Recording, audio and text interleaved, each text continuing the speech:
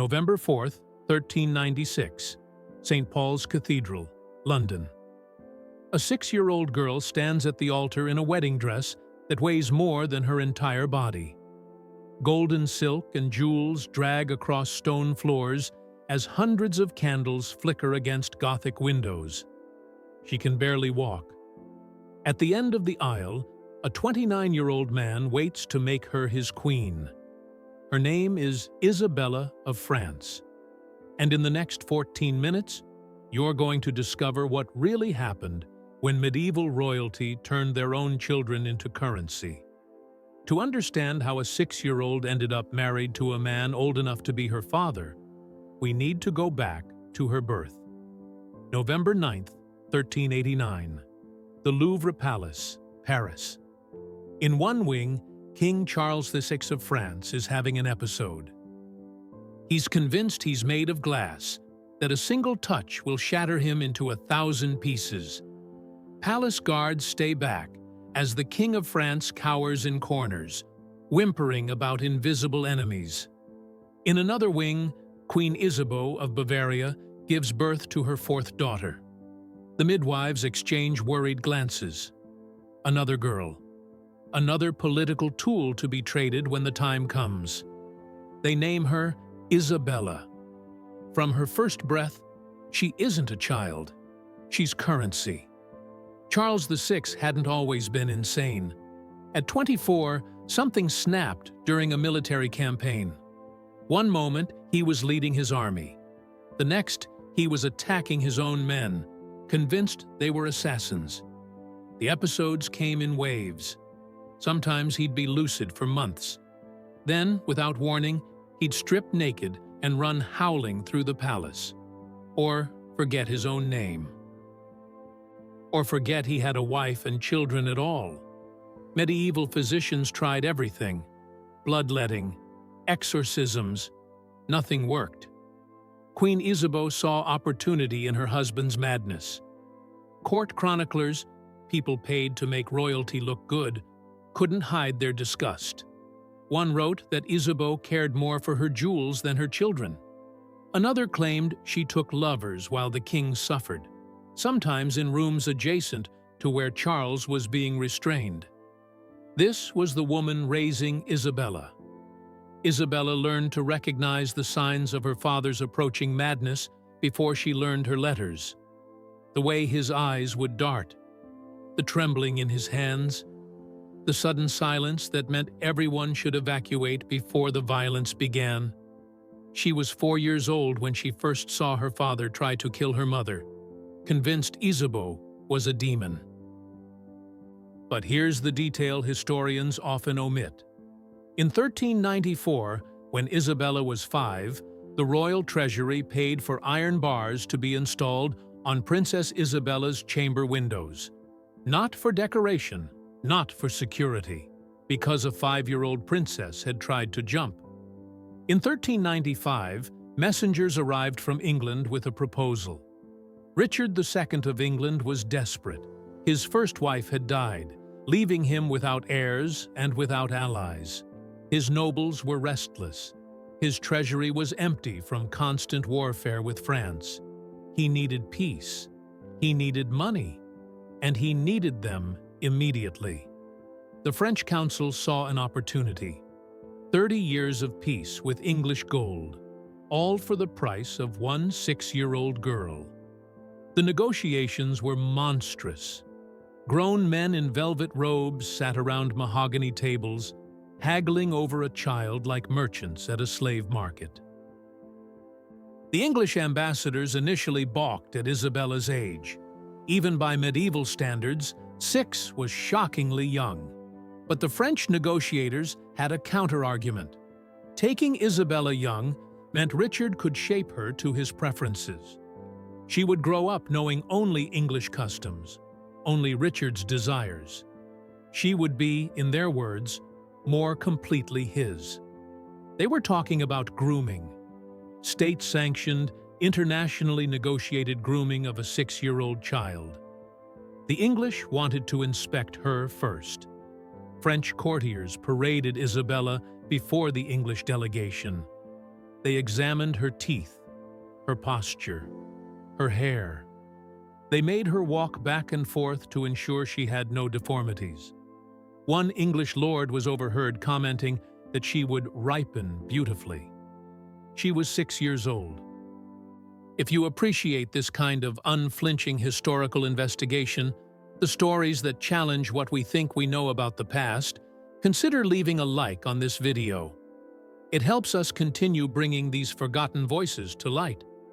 The final deal was struck in summer 1396. France would provide 800,000 livres, an astronomical sum equal to nearly 2 years of English royal revenue. In exchange, Richard II would get Isabella, a 28-year truce, and captured French territories.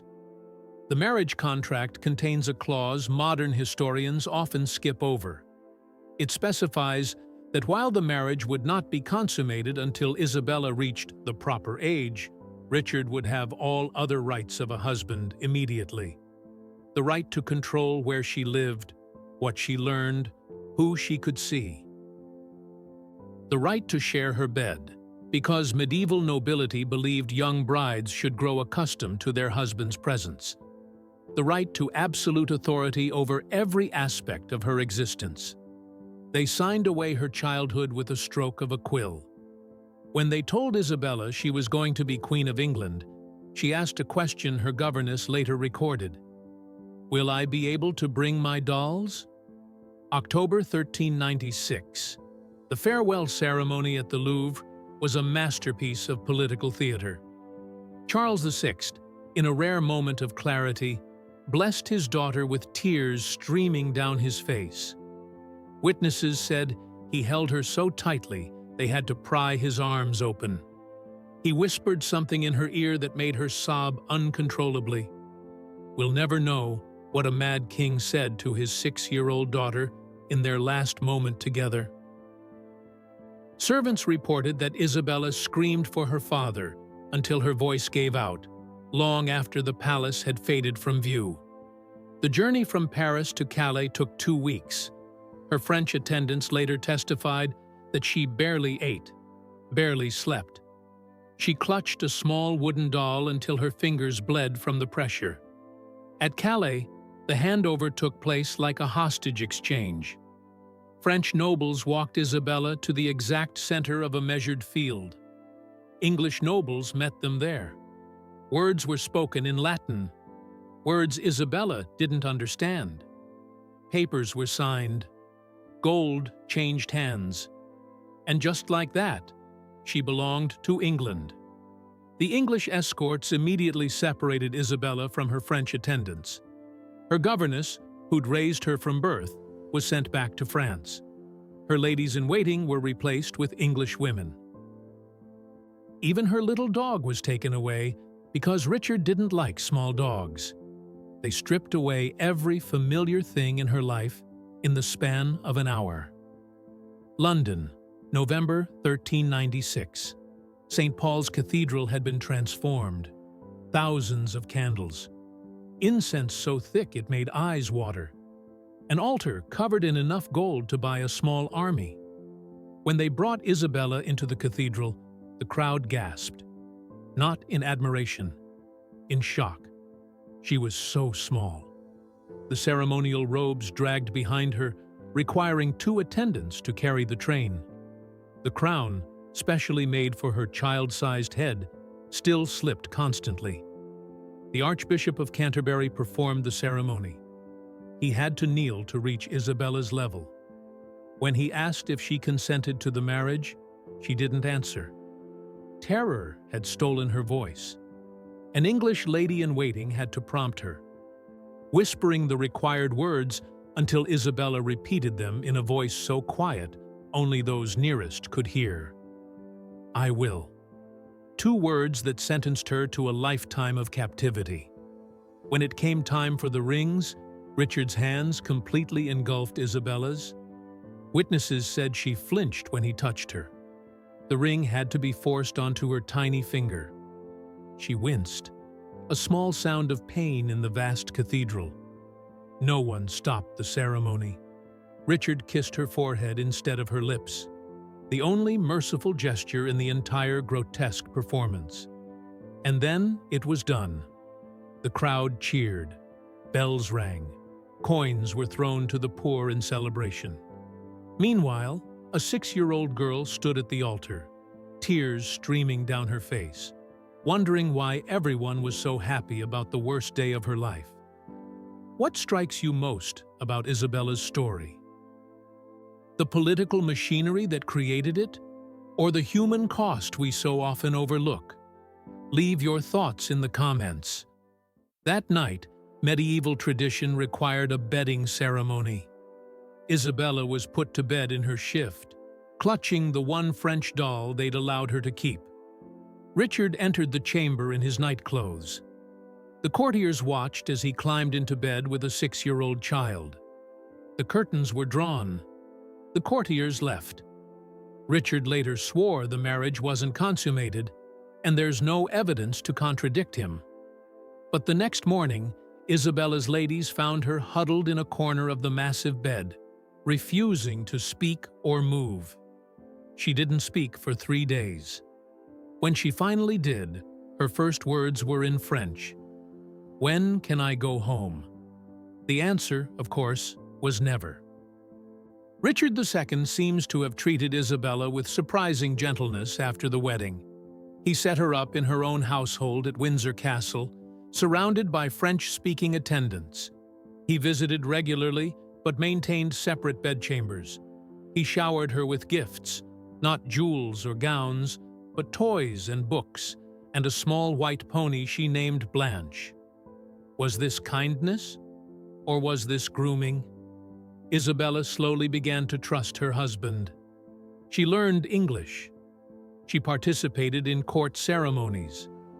She even began to show affection for Richard, calling him "my Lord Uncle," a child's attempt to understand their relationship. But don't mistake this for a redemption arc. A kind captor is still a captor. Life at the English court settled into a bizarre routine. Isabella attended state functions where she was displayed like an exotic pet. Foreign ambassadors would comment on how well-trained she was. No one mentioned that she still played with dolls in private, that she still had nightmares, that her ladies had to coax her to eat because she was wasting away from homesickness. Isabella wrote letters home. "I pray for you all daily." And more heartbreaking, "Do you still remember me? I fear you have forgotten your Isabella." She was 7 years old, already worried about being forgotten. Then, in 1399, everything changed. Richard II's rule had grown increasingly tyrannical. When he seized the lands of Henry Bolingbroke, Duke of Lancaster, Henry raised an army. Richard's support evaporated overnight. In August 1399, the king who'd married a child for power found himself a prisoner in his own kingdom. Isabella woke up one morning as Queen of England.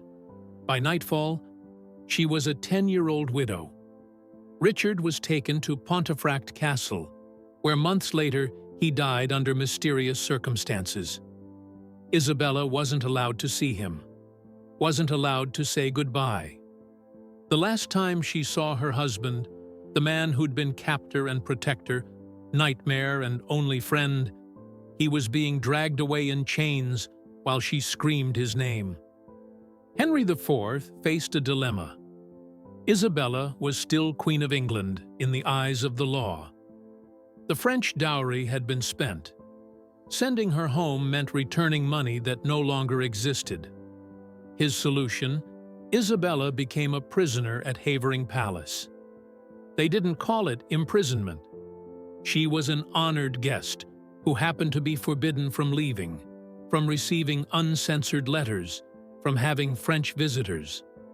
For 3 years, from age 10 to 13, she lived in gilded captivity. The letters she wrote during this period are heartbreaking. "I am forgotten by all," she wrote to an aunt. "I speak to the walls in French, so I do not forget the sound." But the most devastating letter was never sent. found hidden in her chambers. It was addressed to Richard. "My lord, they say you are dead, but I do not believe it. You promised you would protect me always. I wait for you still. Your Isabella." A 13-year-old girl waiting for a dead man to save her. Henry IV proposed she marry his son, the future Henry V.